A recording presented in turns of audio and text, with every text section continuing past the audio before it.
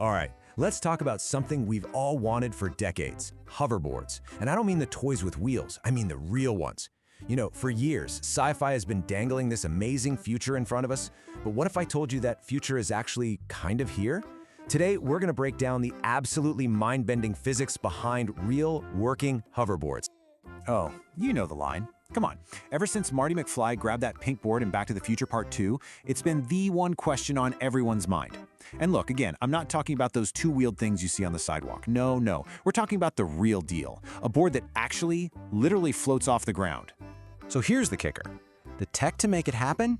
It's not science fiction anymore. It is totally real. I mean, we have actually built hoverboards that defy gravity. Which leads to the obvious question, right?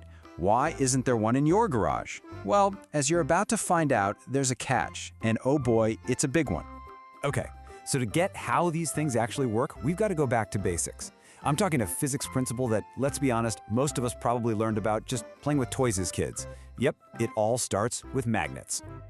You've definitely felt this. You take two magnets, you're trying to push the same ends together, and there's that invisible force just pushing back. They do not want to touch. So the simple idea is, well, why not just stick a bunch of powerful magnets on a board, put more magnets on the ground, and boom, you float, right? Easy peasy. So, if it's that simple, what's the holdup? I mean, we have magnets today that are ridiculously powerful. Why isn't this a piece of cake? Well, it turns out the problem has absolutely nothing to do with power.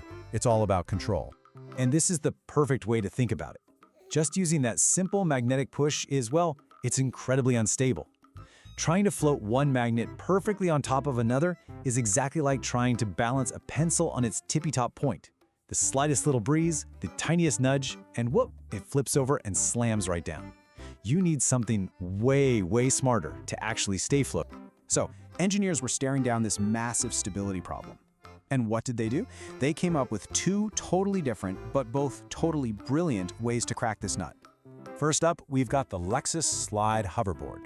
You might have seen videos of this thing, and the first thing you always notice is that cool smoke billowing off the sides. Well, that's not just for show. Inside this board are these special ceramic superconductors. And here's the crazy part. They only work when they're frozen to an absolutely frigid -197 degrees Celsius. That smoke you're seeing? That's just liquid nitrogen boiling away to keep the whole thing super chilled. But this is where the real magic happens. At that insane temperature, the superconductors don't just push against the magnetic track below. No, they do something way cooler. They actually trap the magnetic field lines inside themselves. It's a phenomenon called quantum locking. The board gets literally pinned in space, locked solid in midair. It's not just floating, it's stuck there, perfectly stable. But there's a catch. It only works as long as it's over that special track. All right, so that's path number one. Get things crazy cold and build a special magnetic road. But there's another way to do it, a completely different approach that doesn't need any liquid nitrogen at all. Instead, it uses this really clever physics trick that's all about one thing: movement. And this is the Hendo Hoverboard. Check this out. On the bottom, you've got 4 hover engines that are basically just spinning magnets really fast. As they spin, they create a constantly changing magnetic field. Now, if you put this board over a simple conductive surface, think a big sheet of copper or aluminum, something amazing happens. That spinning field from the board actually creates an electric current inside the floor. And that current in the floor generates its own magnetic field that pushes right back up against the board. And that's your lift. This whole idea is based on a classic physics rule called Lenz's law. A simple way to think about it is that nature just doesn't like change.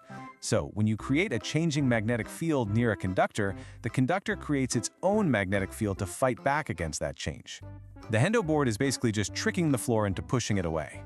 So let's just put these two side by side for a sec. You've got the Lexus board, it uses that cool quantum locking, but it needs a special magnetic track and a constant supply of liquid nitrogen. And then you've got the Hendo board. It uses Lenz's law, so it can work on a simple sheet of copper, but those spinning engines are super loud and they chew through battery power. So yeah, two incredible solutions, but each one comes with its own major headache. So there you have it. Two different, real, working hoverboards that have totally cracked the physics of levitation.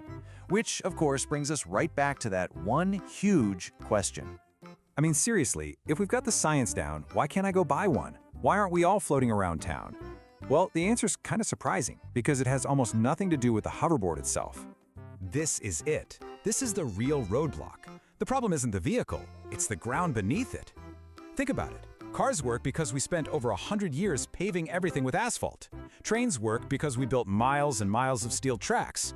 For hoverboards to be a real thing, we'd have to pave the entire world all over again, either with custom magnetic tracks or with giant, expensive sheets of copper.